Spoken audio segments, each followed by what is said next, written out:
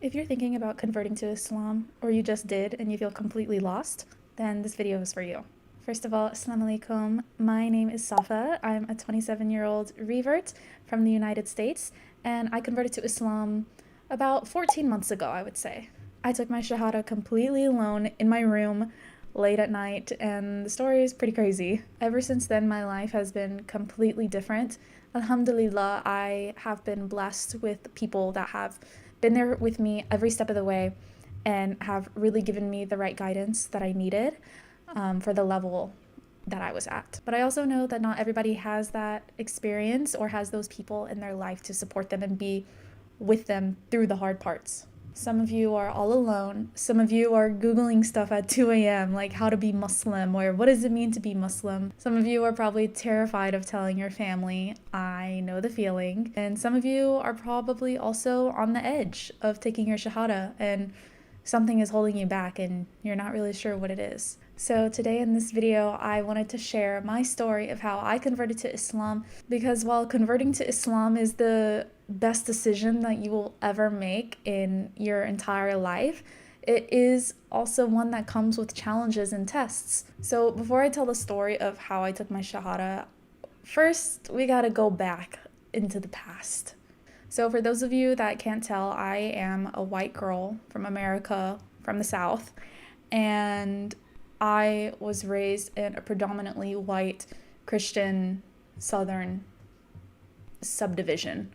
Like complete nuclear family, house on the cul-de-sac, that whole thing. Everything on the outside looks perfect, it looks pristine, it looks clean, but there are some very big issues internally with those places. My family was the type of family that went to church every single Sunday. We also went to Wednesday church night, sometimes Saturday night church night, VBS camp every single summer, youth camp every single summer, volunteering, and my parents would take my sisters and I to go evangelize to people, which is kind of the Christian version of dawahs, teaching people about the religion. And we would go do that on the weekends as a family with other people from the church. And I also went to a Christian school for a couple of years as well. That was a horrible experience, but I'm not gonna go too deep into that either.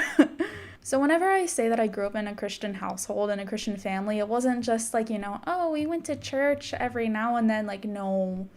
My family, my parents, they were very committed and it followed our lifestyle completely. Now, growing up when I was a little kid, it was great. I had friends at the church. We got to do lots of fun things. But then obviously as I grew up and started developing a consciousness, I started questioning things and actually reading the Bible and learning things, and I just did not feel like it really made sense. I noticed that there were a lot of contradictions in the Bible, in the religion, and also the people that I was surrounded with in my church did not really portray Christianity in the way that it was taught. Now, I know that not everybody is perfect, everyone has their flaws and their issues, but there is a very real and apparent way that people act that you can see that is just normalized, and it really made no sense to me. But I didn't really have a choice.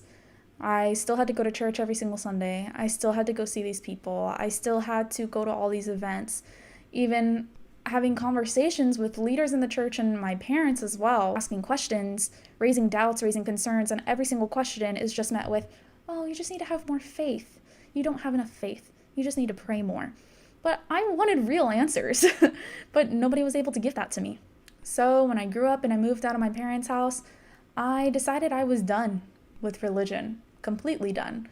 I was going to live my life on my own terms. I was going to find my own way, so to speak. I never became atheist. I always believed there was some sort of higher power, but I just didn't really know what that was. Until a couple of years later, I stumbled into New Age spirituality, I guess you could say, where I believed in the universe and karma, things happen for a reason, everything's divinely guided, power manifestation, law of attraction, law of assumption, all of those things. I meditated, I did sound healing, I did yoga, I did all the things. And it felt good for a little while. But at the end of the day, I was still deeply, deeply unhappy and felt utterly disconnected from my life and how the world worked. Right as soon as I felt like I was getting on my feet and I was understanding things and things were working out, they would just fall apart immediately.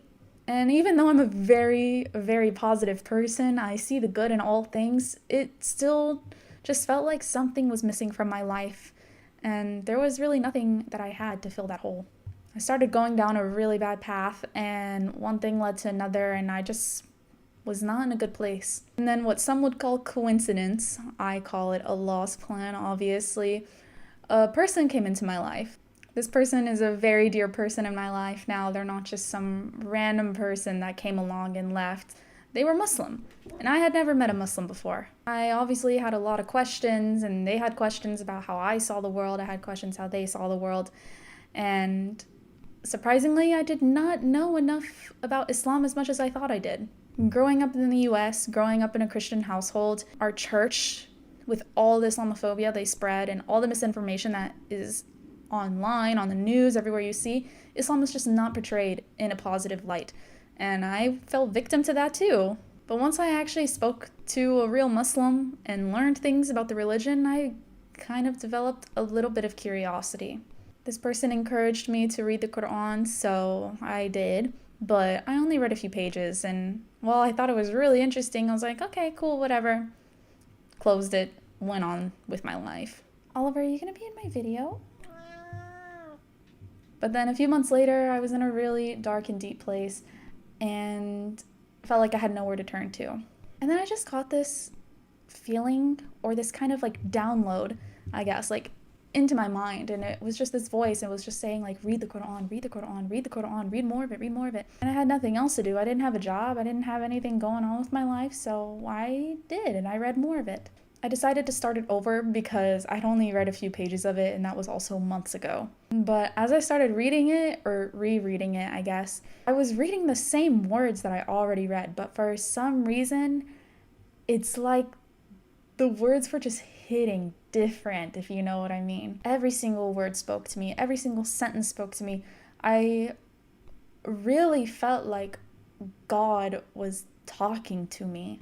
And I read the Quran all night long. For hours, I read and read and read and read. I ended up going to bed, and then the next day I woke up. First thing I started doing, reading the Quran. I read the Quran all day long. And then that night, I just felt this anxiousness, this fear inside of me, I guess you could call it. And I had no idea what it was. I just had this anxious feeling, and just had these thoughts in my mind, like, am I scared? Like, why am I so scared? Am I scared to go back into religion? And am I scared that this feels right for me? Am I scared of what will happen if I embrace this? What are people going to think of me? What is going to happen to me? But still, none of those things clicked. It didn't feel right. It didn't feel like that was the source of where the fear was coming from. So what did I do? I decided to go back and read the Quran again. And the very first verse that I read, I don't remember the verse number right now off the top of my head, obviously, but the verse said, the difference between the believers and the disbelievers is that the believers fear Allah. And then it just clicked in my head. The fear wasn't coming from anything else. The fear was coming from me fearing Allah. And I can't describe that moment other than that it was just like the whole entire world just zoomed out from me. And the crazy thing is a lot of people don't talk about this when it comes to Islam. Yes, we love Allah. We're supposed to love Allah. But we are also supposed to fear Him. And a lot of people will get that mixed up whenever I say things like that. They'll say, no, Allah's not supposed to be scary. Allah is merciful. Allah is loving. Allah is this. Allah is that. Yes, Allah is all of those things. But Allah tells us to fear Him in the Quran multiple times. And that's not a bad thing. We can fear Allah and we can love Allah. We can do both at the same time. That's why our relationship with him is so special, because we love him, but we are also terrified of the absolute power he has, and we do not want him to deny us, and we don't want him to reject us. Allah makes that very clear in the Quran of how our relationship should be with him. And in that moment, that's whenever I felt that. And that was like the missing piece in the puzzle for me to really feel Islam and Allah as a whole. But I still was not ready. I still was not ready to fully dive in and go with becoming Muslim. So I laid in my bed that night, about to fall asleep, and I just said a prayer, just laying down. And I was just saying, you know, Allah, if this is real, if you're real, if you want me to become Muslim, then give me a sign that I cannot ignore. Give me a sign that I cannot ignore. And then I went to sleep. And the next day, I got the sign. I could not ignore it. I was supposed to go out that night with my sister and some friends. We were going to go downtown, going to go to a couple bars, have some drinks, you know, typical Friday, Saturday night vibes. But at the very last second, I decided to stay home because, you guessed it, I wanted to stay home and read the Quran instead. So this was now day 3 of me just being obsessed with reading the Quran. So I'm at home alone. And at this time, I lived with 5 roommates as well. So I lived in a really big house and there was a lot of people there. But that night, I had the house all to myself. Alhamdulillah. I was alone in my room just reading the Quran and I started to smell smoke. So I kind of just sat there and was like, oh, I don't know what that is. It's probably coming from outside. Maybe one of the neighbors is having a bonfire. I don't know. But then the smell started to get stronger and I started to feel this adrenaline in my body and my heart started beating really fast. So I decided to get up and just go downstairs and look in the kitchen just to be sure. And what do you know? I go downstairs and the entire downstairs is filled with smoke. I run into the kitchen. I go to the oven. It's just smoke is pouring out of it. I open the oven. There's food burning in there. Pull it out. Turn the oven off. Open all the windows. Open all the doors. Put the fire out and I'm just standing there. And then I just felt Allah immediately in my mind just being like, could you ignore that? And I just stood there completely shocked and was just like, okay. I heard you loud and clear, Allah. Thank you. I waited for the smoke to clear out of the house and I closed the doors. I closed the windows. I went upstairs to my room. I Googled how to become Muslim and I took my Shahada in my room alone, just like that. And then I was Muslim. For those of you that are wondering, where did the food burning in the oven come from? My roommate left food in the oven before they left the house that night and left the oven on. But that just all goes to show that Allah facilitated and guided that whole entire process for me and answered that dua for me. The very first dua that I made to Allah, He answered. And I asked for a sign that I couldn't ignore. I couldn't ignore my house almost burning down, could I? And if I went out that night with my sister and friends, our house would have burned down. My cats would have died. We would have lost everything. But Allah guided me to stay home. He guided me to want to stay home to read the Quran. He guided me to stay home so I could become Muslim. Alhamdulillah. If you made it this far, thanks for watching. If you're thinking about converting, I just want you to know that this will be the best decision that you ever make in your life. It won't be easy, but it will be worth it, inshallah. If you found this video helpful, then please subscribe to the channel. I'm going to be sharing a whole lot more on my journey as a convert, Islamic education, and real talk on realities of what it's like to be a Muslim woman in the world today. You can also follow me on Instagram and TikTok at The Halal Feminine. I post on there a lot as well, and there is a wonderful community of sisters that we have there. And if you have any questions for me, please drop them in the comments below, and I will do my best to answer all of them, inshallah.